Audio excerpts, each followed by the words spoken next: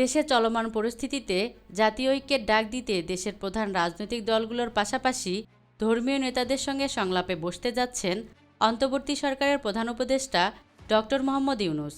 এর অংশ হিসেবে আজ বুধবার প্রধান উপদেষ্টা দেশের রাজনৈতিক দলগুলোর সঙ্গে সংলাপ করবেন এবং আগামীকাল বসবেন ধর্মীয় নেতাদের সঙ্গে। প্রধান উপদেষ্টার প্রেস সচিব শফিকুল আলম গতকাল মঙ্গলবার রাজধানী ফরেন সার্ভিস একাডেমিতে এক সংবাদ সম্মেলনে বলেন, বুধবার বাংলাদেশের প্রধান রাজনৈতিক দলগুলোর সঙ্গে সংলাপ করবেন প্রধান উপদেষ্টা। পরের দিন বৃহস্পতিবার তিনি ধর্মীয় নেতাদের একটি ডায়ালগের আহ্বান করেছেন। এসব বৈঠকের উদ্দেশ্য হচ্ছে তিনি ন্যাশনাল ইউনিটির ডাক দিবেন।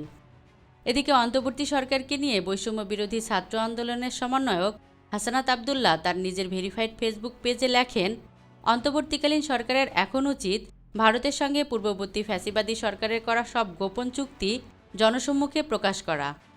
একই সঙ্গে ভারতের স্বার্থে পরিচালিত বিভিন্ন প্রকল্পের কার্যক্রম স্থগিত করা, আন্তঃনদীর পানি সুষম বণ্টনের দাবিতে কার্যকর উদ্যোগ নেওয়া, সীমান্তে হত্যাকাণ্ড বন্ধের কঠোর পদক্ষেপ গ্রহণ করা, ফেলানিসহ সীমান্তে নিহতদের হত্যার বিচারের ব্যবস্থা করা এবং ভারতের সঙ্গে ব্যবসায়িক সম্পর্কের ক্ষেত্রে জনকল্যাণমূলক নীতিগত অবস্থান গ্রহণ করা।